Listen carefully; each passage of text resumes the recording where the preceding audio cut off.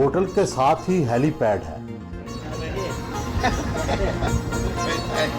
And it was good because there was no turbulence. Yeah, very good. वकील दोस्त शामपुरी के साथ मीटिंग की।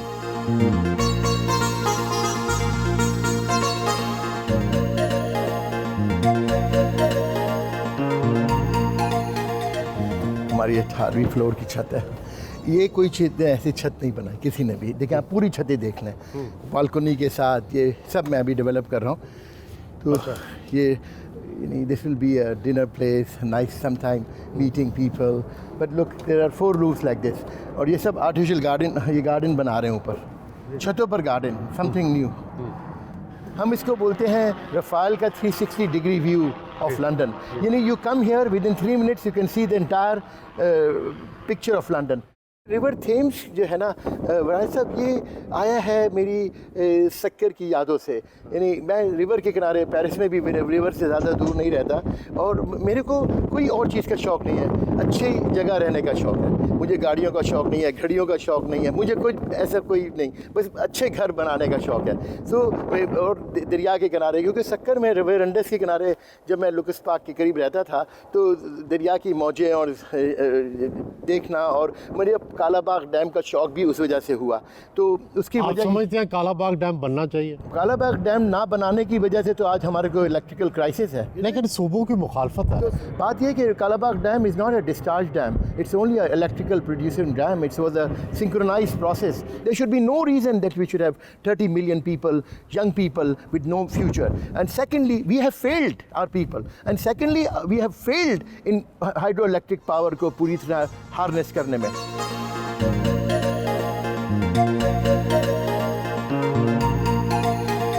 होटल से रवाना हुए।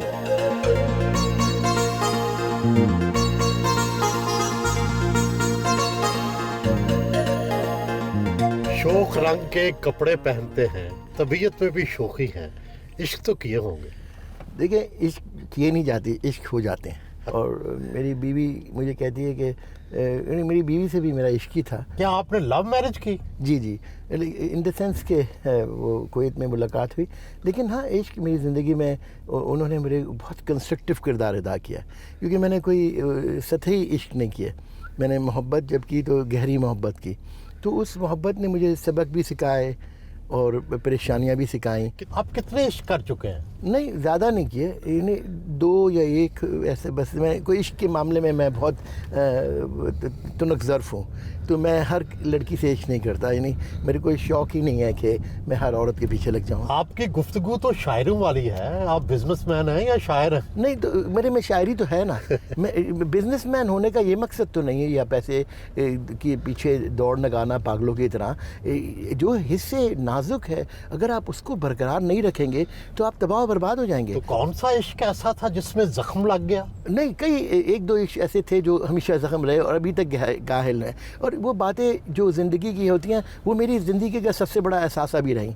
आपको हुस्न में क्या पसंद है? मुझे एक पर्सनैलिटी एज अ होल अच्छी लगती है। आपके वालिद ने भी लव मैरिज की और आपने भी लव मैरिज की। ये क्या जीन्स आए थे आप में? आपको कैसे पता कि मेरे वालिद ने मेरे वालिद ने लव मैरिज नहीं की। उनके दिल पर जो ज़ख्म था, शायद वो मेरे वालिद का किरदार मेरे अंदर बहुत आया। मतलब वो राइटर, ऑथर थे, मैं मेरे ख्याल में जर्नलिस्ट होता। फेसबुक पर मेरे दोस्त हैं सत्यांदर सागर साहब, लैंड कमिश्नर हैं यूपी के। तो एक दिन वो मुरादाबाद से अमरोहे से मुरादाबाद की हाईवे पर ट्रैवल कर रहे थे, तो मैंने उनको फेसबुक पर उसी वक्त लिखा, उन्होंने अपनी लाइव टेलीकास्ट डाली कि भाई इन रोडों पर तो मेरी वालदा ने भी सफ़र किया होगा, कि मेरी वालदा की पहली शादी अमरोहे में हुई थी और मुरादाबाद नगामा सादात से जाती थी।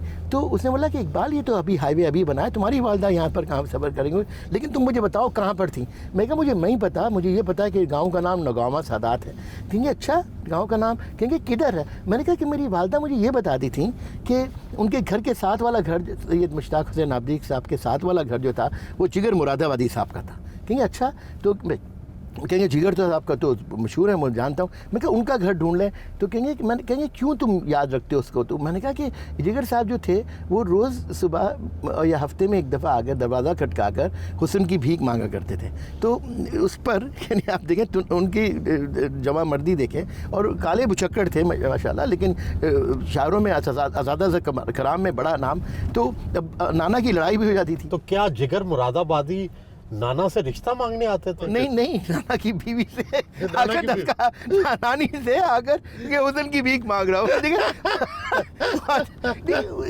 دیکھیے ایک بات نہیں کہ انداز بھی ہوتے ہیں نا. آپ یہ دیکھیں اس زمانے میں راہ روی کے بھی انداز تھے، لیکن انہوں نے ڈھونڈ لیا اور 10 دن بعد انہوں نے پتہ لگا لیا گھر کا، اور مجھے کال کیا، اور پھر گھر کے فوٹو ٹوٹ گیا تھا، گل بالکل نیا بن گئے ہیں. قدرت اللہ شہاب کے خاندان سے بھی کوئی آپ کا تعلق تھا، وہ کیا قصہ ہے؟ میرے ابا نے جب سکر میں مجھے انگلی پکڑا کر جاتے تھے تو ان کی عمر جب 72 74 سال تھی، اور میں جب 10 11 سال کا بچہ تھا تو ان سے سیکھتا تھا.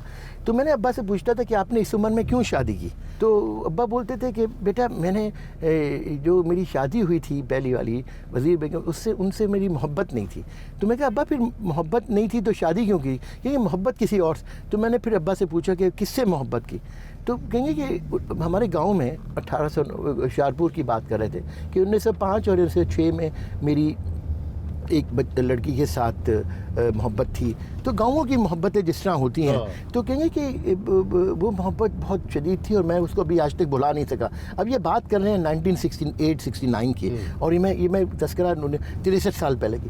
تو میں نے کہا کہ کون تھی وہ؟ کہیں گے اس زمانے میں ایوب خان صاحب حکومت کرتے تھے. کہیں گے قدرت اللہ شہاب صاحب کو دیکھتے ہو؟ بلکہ اس کی ماں سے میری پہلی محبت تھی. کہ بیچاری کیا معصوم سی محبت مراد یہ کہ ایک طرفہ ہی یا یہ میں کوئی ایسی بات نہیں کر رہا نعوذ باللہ. تو کہیں گے کہ وہ میری تو کہیں گے وہ دل پر ابھی تک گاہل ہے. ابا بول رہے ہیں بوڑھے آدمی. تو میں نے کہا اچھا. تو پھر ابا کا انتقال ہو گیا 1976 میں بھی بھول گیا. اب جب یہ قصہ ہوا سنتیادر ساگر کا، تو میں کہا میں ابا کا بھی تو اکاؤنٹ ڈھونڈے. میرے دوسرے دوست ہیں راجن سونی صاحب، وہ چیف منسٹر پنجاب جو تھے کیپٹن صاحب، ان کے کزن ہیں. ہاں جی، ان کے کیپٹن کے دوست ہیں. تو انہوں نے بھی مجھے بولا کہ اقبال تم ہوشیارپور کیوں نہیں آتے؟ میں کہا آپ مجھے وہ گاؤں ڈھونڈ دیں میرے والد. تو کہیں گے اس کے کوئی اتا پتہ بتاؤ. تو میں کہا گاؤں کا نام کیا ہے؟ مجھے گاؤں کا نام ہی نہیں پتہ. تو پھر میں نے کیا کیا کہ میں نے کہا اچھا مجھے قدرت اللہ شہاب کی ماں کا. تو میں نے قدرت اللہ شہاب کا نام ڈالا. تو میں نے کہا کہ ان کی امی کا نام ڈھونڈتا ہوں. تو اتفاق سے انہوں نے کتاب لکھی ہوئی ہے ماں. تو میں نے وہ کتاب کو فوراً منگوا لیا. دیکھا تو اس پہ تو لکھا تھا کہ نہیں ہم تو سرگودا کے ہیں. اور وہ میں نے کہا نہیں چلی مجھے کیا بات کہہ دی یہ تو کتاب میں. تو جب کتاب کے کچھ صفحے پڑھے تو پھر مجھے خیال آیا کہ اوور نائٹ ہوشیارپور سے بیل گاڑیوں میں بیٹھ کر یہ کینال ڈسٹرکٹس بن رہے تھے، زمینیں غریب لوگوں کو دیتے. تو اپنے اس زمانے میں غربت تو بے انتہا تھی. تو اس میں بیٹھ کر اوور نائٹ ہوشیارپور سے وہ لوگ ادھر اپنے کینال والے ڈسٹرکٹ میں چلے گئے تھے. تو ابا صبح اٹھے تو وہ خاتون وہاں پر چلی گئی تھیں. تو وہ قدرت اللہ شہاب کا قصہ بھی مجھے through Google, through internet, through Facebook and Google I discovered کہ that is how I discovered my village. Iqbal Latif صاحب یہ بتائیں کہ آپ کی سالانہ یا ماہانہ آمدنی کتنی ہے اور کہاں کہاں سے آمدن کے ذرائع ہیں؟ دیکھیے ایک بات ہے کہ میری جو آمدنی ہے وہ زیادہ تر اس کا ذریعہ کویت میں ہے. اور میں کویتیوں کا ایک قسم کا 40 سال سے ان کا وہ کہیے کہ پورٹفولیو مینیجر ہوں. اور اللہ کا شکر سے کہ میں نے کچھ اور تو دنیا میں نہیں کمایا لیکن ٹرسٹ بہت کمایا. پیرس اور لندن کے جو ہوٹل ہیں ان کے مالک تو آپ خود ہیں، لیکن ہوٹلوں کے مالک بھی ہوں اور بہت سی ادر پراپرٹیز ہیں جو کویتیوں کی ہیں جس میں میرا ایک ایکٹیو میں پریزیڈنٹ ہوں اس کمپنیوں کا. 40 سال سے ہوں. کئی اوورسیز پاکستانیوں نے نام کمایا جیسے آغا حسن آبدی، عارف نقوی، لیکن بہت عروج پر پہنچنے کے بعد وہ کسی نہ کسی مقدمے میں پھنس گئے اور سارا زوال آ گیا. اس کی کیا وجہ سمجھتے ہیں؟ بڑا خوبصورت سوال کیا آپ نے. دیکھیے میرے خیال میں ایکسپینشن کو بے لگام نہیں ہونا چاہیے. ایک پہلی بات تو یہ. دوسری بات یہ کہ اپنے آپ کو اتنا ایگزیجریٹڈ فارم میں نہیں پریزنٹ کرنا چاہیے کہ آپ بے انتہا ملازمین بڑھا دیں، بے انتہا اپنے خرچے بڑھا دیں اور دوسری کا چہرہ لال دے کر اپنے چہرے کو بھی لال کر لیں.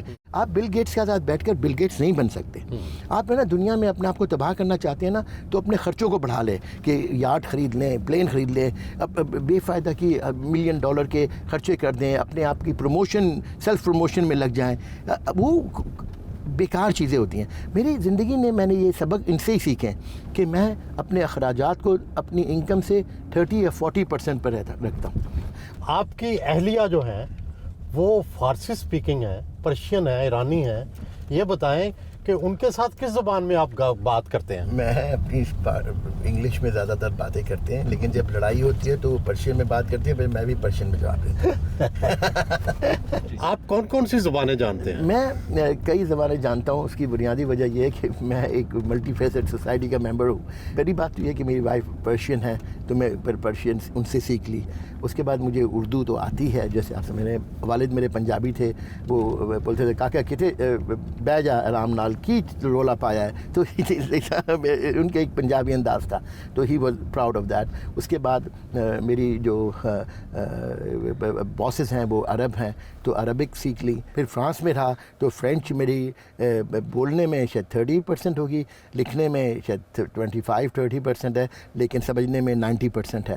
تو اس کے بعد میں نے سندھی کو میں 99.9% پوری طرح سمجھتا ہوں. میں نے شاہ لطیف بھٹائی کے کلام کو پڑھا, شیخ ایاز صاحب کے کلام کو میں نے ترجمہ بھی کیا ہے. تو یہ چیزیں ایک بنیادی پاکستانی پروونشل لینگویجز اور گلوبل لینگویجز. اب میرا شوق جو ہے وہ میں سوچتا ہوں کہ میں ایک اور زبان سیکھوں, اور وہ زبان ہے انسانیت کی زبان, اور کہ سب سے بات کر سکوں.